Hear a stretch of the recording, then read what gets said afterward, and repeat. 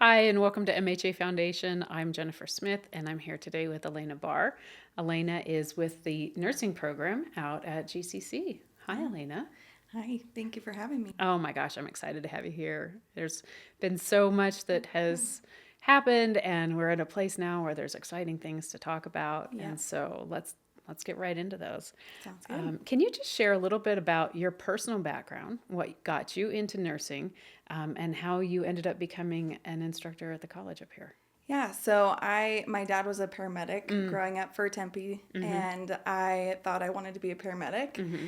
And I got to do ride-alongs with him and loved watching the nurses when we would bring Oh yeah. patients into the ER. Uh-huh. And that just sparked my interest in nursing as a whole. Mm, And then I realized what a broad field that is and mm-hmm. how you can do so much. Yeah. Um, So yeah, I didn't really know where I wanted to go into nursing, but I was like, oh, this is cool and they're so smart, and was Oh, just enamored also by my dad, but sure. also by the nurses that I was watching.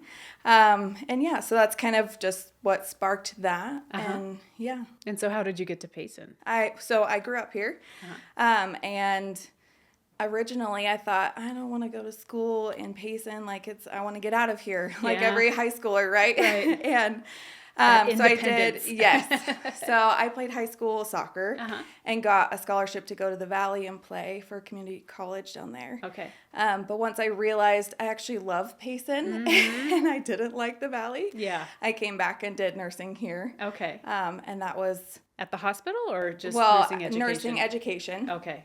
Yep. And then I took my first nursing job in Nebraska, actually. Really? Yeah. And worked in a rural community hospital there, Uh-huh. and got a lot of varied experience because we were so small, smaller than Mm-hmm. Payson, Yeah. which is kind of hard to believe. Yeah. But yeah, then me and my husband got married and realized we wanted to be in Payson, and we loved the community and missed it. So Mm-hmm. we came back. That's awesome. Well, the community Yeah. loves you guys too. So Thank you. We love it. So. absolutely. So, since you are back and living the dream, what's it like living here and teaching here and being a part of leadership in the community? It's been really rewarding to be able to come back and teach in the school that I went to. Yeah. It was also really rewarding to be able to come back and serve in the ER Mm-hmm. here and serve the community that I love Mm-hmm. as a nurse. But I found that teaching is even more rewarding Mm-hmm. because it's like a spider web effect where Yes. I can teach nurses and have it appears small impact, but then those nurses go out and make a huge difference for Absolutely. our community. So And you it's never been, know yeah, what one thing that you might say that can change the practice of a yeah. nurse for their whole career that'll benefit tens of thousands of patients. Yeah, that's my favorite part is when you get to see like their critical thinking grow, and you're like, you're gonna go and you'll be able to think and make such a big impact in either this community or if they move on somewhere else. So yeah, And it feels, empathy, being yeah. empathic and all of that is just it's life changing. Mm-hmm. Yeah. So awesome. So the college, of course, is undergoing its new accreditation process, making Yeah. incredible strides in that direction. We now have candidacy, so Mm-hmm. over a huge hurdle Yep. for the college as a whole. But today we're talking specifically about the nursing program itself. So can you tell us where the nursing program stands with its accreditation with the state? Yeah. So we went to the state board last month and presented our proposal application to the nursing committee, which is the first step. Mm-hmm. And that application hopefully is going to go to the board next. Okay. And we're hoping that happens obviously in March, Okay. but no guarantees. Yeah. And then once they approve that, we can move on to the second application, which is the provisional application. Mm-hmm. We have completed that application. So as soon as they give us the go ahead, we're ready and waiting. And we actually have a bunch of additional documents that they haven't asked for that we're getting ready to submit just That's as like, great. hey, we've been working on this. Right. And so we're ahead of the game. We're waiting on the state board, and we understand we have to go through their process, Of but course. we're ready. So assuming they are able to hear your application in March and there's a favorable outcome, again, this is an Yeah. assumption. What does that look like for the college and for the program? that would mean that we get to move on just to the next step of scheduling a site visit and then getting that proposal reviewed by the nursing education committee at the board. And how long does that take? Do we know? So we were told this whole process was a 2-year process in the beginning by people who were experts.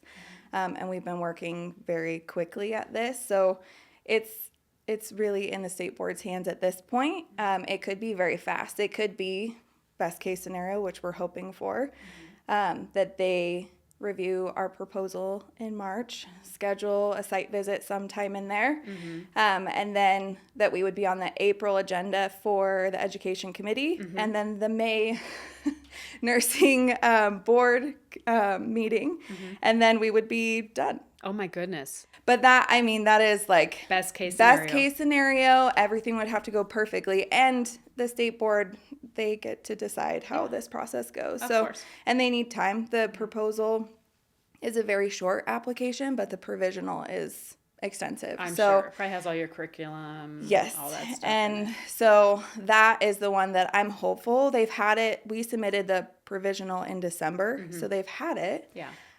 But they do have to go through the steps, and Gotcha. part of the hang up was we were waiting for candidacy Yeah. before we could present that Sure. proposal. Yeah. It's confusing with the 2P applications. Everything's going on at the same time. Yeah. But it's amazing work that you guys have been doing to get all this done. Our goal in it is that, like, we're not going to be the ones to hold up the process. Right.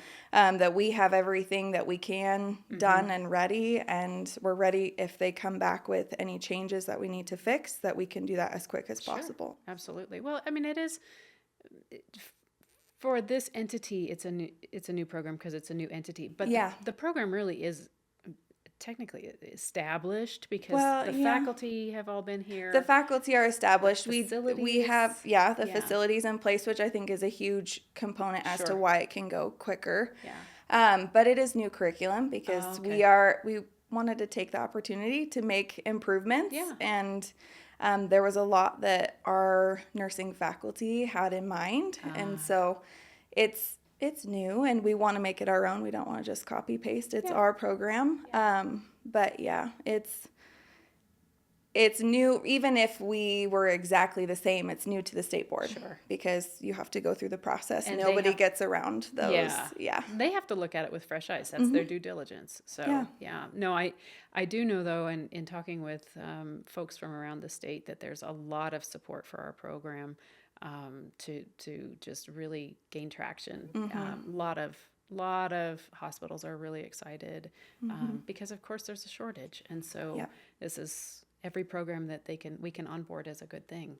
Yeah. Especially for our community. Well, especially for our community, and we have so much support here that I think that's going to be a big driving factor. And we're so grateful. Yeah, we don't want to leave Globe out of yes, the picture. No, absolutely. And that's, I mean, I am new because I've been mostly focused on Payson campus as an instructor, so I'm new to that community and how supportive they are, and it's incredible. They are wildly supportive. Yeah, it's wonderful to come into those conversations and meet new people, and they are all for the program. So I love it. So with all of the passion and dedication that you guys have put into this, and like you were talking about, really crafting this program to, that what you see as the best case scenario. How do you see this impacting our students in our town? I mean, I think it's a really good opportunity for our students to continue to have that ability to go to nursing school where they grew up and serve their community. But now with the instructors being able to put in changes and what we think is best for our students, I think it's really going to benefit our community, and I honestly think that our outcomes are going to be even better. That's kind of hard to imagine because how many semesters have you guys gone? I am horrible with the numbers. That's Ty's thing. Like 13 it's semesters 13 semesters, of 100% NCLEX pass rate consecutively. For the Payson campus. Payson campus. Yeah. It's just mind-boggling. But the outcomes that we look at are not just students who can pass NCLEX too. We want to retain our students.